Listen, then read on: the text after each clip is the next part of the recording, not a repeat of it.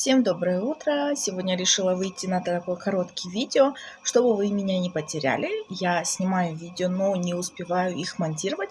Хотела вам показать просто свой утренний уход. Вот такой вот крем вот вокруг глаз и вот такой вот для лица омолаживающий. Это сыворотка. И вот такой вот крем. Не видно? Подсвечивает. В общем, это корейская 50 плюс SPF наношу и бегу на работу. И на работе я докрашиваюсь, потому что и волосы укладываю.